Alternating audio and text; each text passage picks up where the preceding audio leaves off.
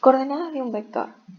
Este tema también lo han visto en geometría analítica. Vamos a ver ahora la óptica desde álgebra lineal. Hasta ahora hemos visto que un espacio vectorial de dimensión finita, su dimensión es la cantidad de vectores de una base. Y que todo espacio de dimensión finita no nula tiene infinitas bases. Todas las bases de un espacio vectorial de dimensión finita también hemos visto que tienen la misma cantidad de vectores. Y además, fijada una base, cualquier vector se lo puede expresar como combinación lineal de los vectores de la base en forma única.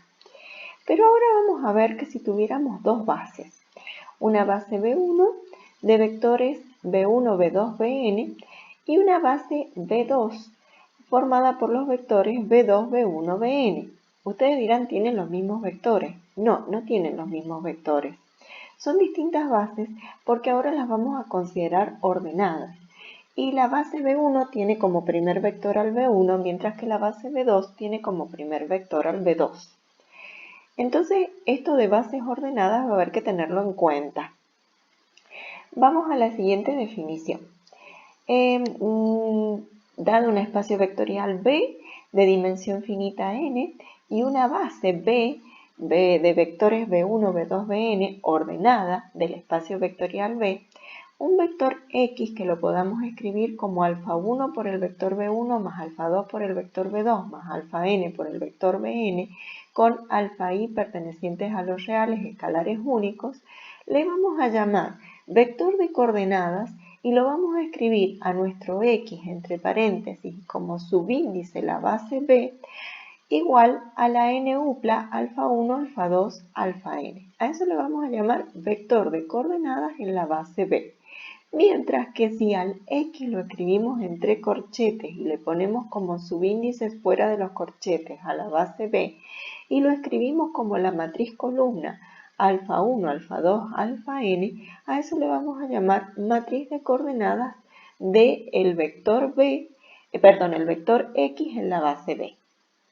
Bien, tomemos ahora nosotros un espacio vectorial que sería R2 y vamos a calcular los vectores de coordenadas y la matriz de coordenadas para este vector U que tiene componentes menos 1, 4 en el plano R2 y vamos a tomar dos bases.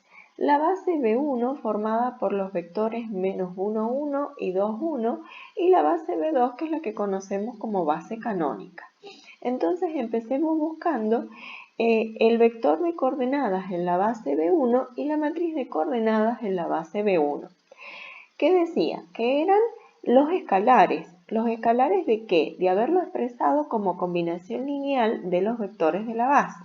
Vamos a hacer eso, entonces vamos a escribir a nuestro vector U como combinación lineal de los vectores de la base B1, o sea que va a ser alfa 1 por el vector menos 1, 1 más alfa 2 por el vector 2, 1. Reemplazamos quién es el vector U, hacemos todos los pasos algebraicos que ya sabemos hacer, escalonamos la matriz para poder encontrar los escalares, vemos que los podemos encontrar en forma única porque nos queda que el rango de A es igual al rango de la ampliada igual al número de incógnitas que eran alfa 1 y alfa 2, 2. Entonces, como existen los escalares, encontramos de esta ecuación que alfa 2 vale 1 y reemplazando en la primera encontramos que el otro escalar vale 3. Con lo cual nos quedaría que el vector de coordenadas en la base B van a ser el par en realidad 3, 1 y que la matriz de coordenadas en la base B1 va a ser la matriz columna 3, 1. ¿Qué significa esto en el gráfico? Yo voy acá a dibujar el vector que nos han dado, el menos 1, 4. Lo dibujamos como sabemos en geometría analítica. Y ahora vamos a dibujar el vector primero de la base, que es el vector menos 1, 1, y el segundo vector de la base, que es el vector 2, 1. Y lo vamos a obtener a este vector como combinación lineal de ellos. ¿Cómo? Aplicando 3 veces el vector B1, que es lo que nos dice esto acá, 3 veces el vector B1 y una vez el vector B2. Eso es lo que hemos hecho. Hacemos la suma por medio del método del paralelogramo y obtenemos a nuestro vector u como resultante de 3b1 más b2. Bien, entonces, no siempre van a coincidir las componentes con las coordenadas. Van a coincidir las componentes con las coordenadas, que lo vamos a ver ahora cuando hagamos el trabajo con la segunda base, cuando la base sea la canónica. De lo contrario, las coordenadas es cuántas veces necesito cada uno de los vectores para obtener a mi vector u como resultante. Esas son las coordenadas. Bien, lo veamos entonces en la base canónica. Lo expresamos como combinación lineal de los vectores de la base canónica y no obtenemos otra cosa que las coordenadas allí son -1 y 4, coinciden con las componentes. En ese caso coinciden con las componentes porque la base es la canónica. Si no es la canónica, esto no nos va a pasar. Entonces acá nos quedaron el vector de coordenadas y la matriz de coordenadas del vector en la base canónica, que no tienen por qué coincidir cuando la base no es la canónica. Entonces si nos atengamos a esta nota, si la base de trabajo es la canónica, componentes y coordenadas de un vector coinciden. En cualquier otro caso, no son iguales componentes y coordenadas, tal como lo hemos visto con nuestra base B1. Las componentes eran -1, 4, pero las coordenadas en esta base son 3, 1. ¿Qué son las coordenadas? Los escalares que necesito aplicar para obtener como resultante de usar los vectores de esa base al vector que yo quiero escribir como combinación lineal. Bueno, definamos ahora matriz de transición de una base B1 a una base B2. O sea, ¿qué quiero hacer? Si yo conociera las coordenadas en una base, ¿cómo encontrar las coordenadas en la otra sin tener que volver a resolver el sistema de ecuaciones?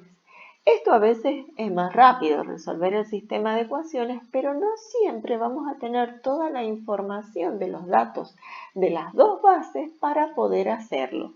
A veces no vamos a tener quiénes forman la base, sino simplemente algo que vamos a llamar matriz de transición o matriz de cambio de base. Será la única información que tendremos. Bien, vamos a ir viendo caso a caso. Entonces, tenemos dos bases de un mismo espacio vectorial de dimensión m. ¿Por qué? Porque cada uno tiene m vectores cada una de las bases. Y yo conozco las coordenadas en la primera base, pero a través de esos datos quiero conocer directamente las coordenadas en la segunda base y no resolver sistemas de ecuaciones. Eso es lo que hace este tema, no resolver sistemas de ecuaciones. Entonces, vamos a ver, yo voy a escribirlo como combinación lineal a mi vector x de la base B1, por lo que yo tenía ya las coordenadas, sé quiénes son los escalares y sé que son únicos. Quisiera encontrar los escalares en esta nueva base, que los voy a llamar beta 1, beta 2, beta m, que es lo que yo tengo que encontrar. Como B2 es también base del espacio y cada vector BI de la base B1 está en el espacio, los podría escribir a cada uno de ellos como combinación lineal de los vectores de la base B2. Aquí hay un error, es vectores de la base B2. Ojo con ese error, después lo corrigen en la teoría, por favor. Entonces, lo escribo como combinación lineal de los vectores de la base B2 y nos queda que las coordenadas serían estos escalares A1, 1, A2, 1, AM1. Bien, y voy a indicar esto. Primer columna de una matriz, después veremos de qué matriz. Hago lo mismo con el vector B2. Aquí tendré que los escalares son A1, 2, A2, 2, AM2. Segunda columna de una matriz, después veremos de quién, y escribo el vector Bm de la base B1 en función de la base B2 y me queda esto. La última columna o enésima columna de una matriz. Vuelvo a mi vector X. Mi vector X era alfa 1 por B1, pero ahora pongo lo que yo encontré de B1, que es esto, más alfa 2 por B2, pero ahora pongo lo que yo hice de escribirlo en función de la base B2. más alfa m por la base, por el vector bm, perdón, y lo escribo como yo lo expresé en la base b2. Saco factor común ahora mis vectores w1, w2, wn y me quedan estos escalares. Estos escalares son los betas que yo buscaba. Entonces, comparando esta expresión con esta que yo medí acá, por igualdad de vectores, entonces tendría yo que esto es beta 1, que esto es beta 2 y que esto es beta m. Pero si yo ahora me acuerdo de la representación matricial de un sistema, fíjense, acá tengo lo que yo podría sacar como vector de incógnitas, que le llamábamos antes. Sería alfa 1, alfa 2, alfa m. Y estos eran los términos independientes, beta 1, beta 2, beta m. Entonces este A11, A12, A1m sería la primer columna de la matriz de coeficientes. A21, A22, A2m, la segunda fila, perdón, porque antes dije columna, la primer fila de la matriz de coeficientes. Estos serían los coeficientes, lo que les voy marcando de la segunda fila de la matriz de coeficientes, y AM1, AM2, AMM, los coeficientes de la enésima fila de la matriz de coeficientes. A esta matriz que está acá le voy a llamar matriz que me lleva de la base B1 a la base B2, matriz de paso de la base B1 a la base B2. Pero fíjense, esta primer columna de esta matriz es lo que yo había marcado acá como primer columna de la matriz. Esto que está acá como segunda columna de la matriz es justamente la segunda columna que veo acá. Y esta enésima columna es la que yo había marcado como enésima columna acá. O sea que las columnas son las coordenadas de los vectores de la base original en la nueva base. Por eso yo le voy a llamar que tomé los vectores de la base B1 y les encontré las coordenadas en la base B2. Los llevé de la base B1 a la base B2. Por eso este subíndice de esta matriz P.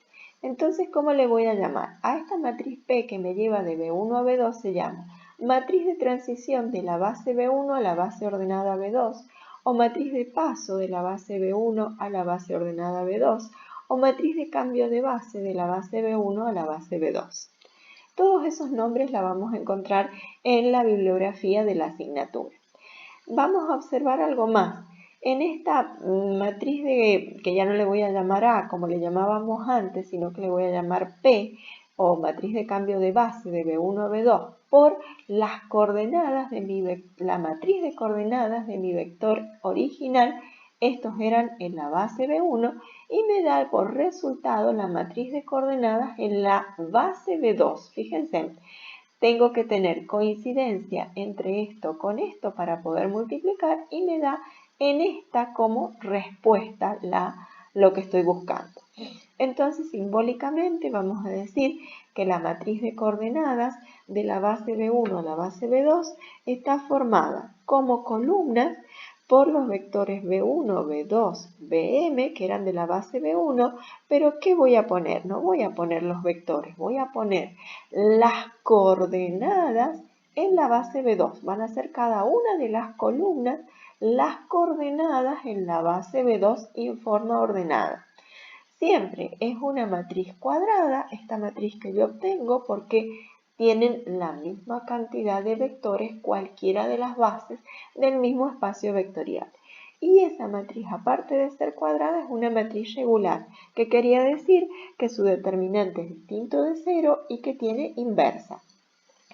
Una matriz cuadrada es matriz de transición si es regular, o sea que su determinante es distinto de 0.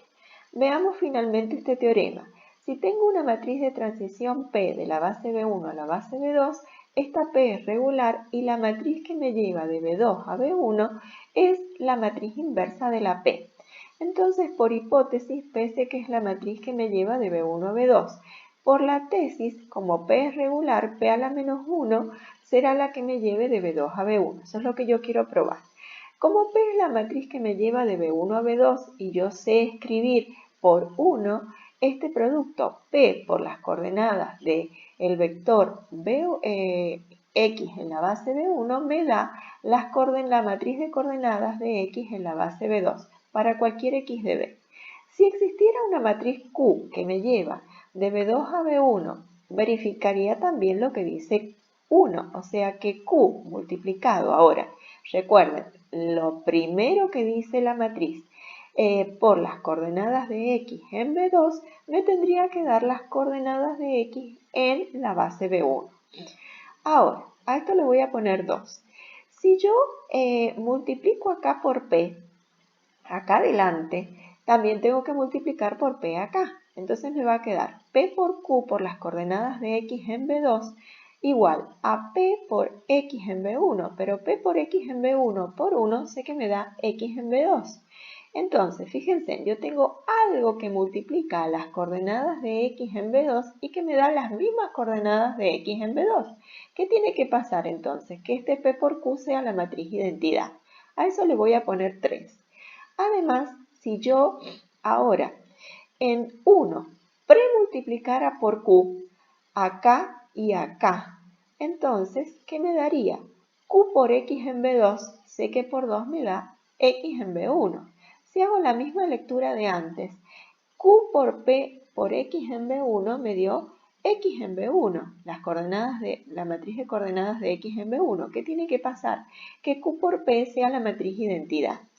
Entonces, si P por Q es la matriz identidad y Q por P es la matriz identidad, quiere decir entonces que Q es la inversa de P, o sea que Q es la P a la menos 1. O sea que esa Q que nosotros hemos fijado como la que me lleva de B2 a B1 es lo que está haciendo esta P a la menos 1.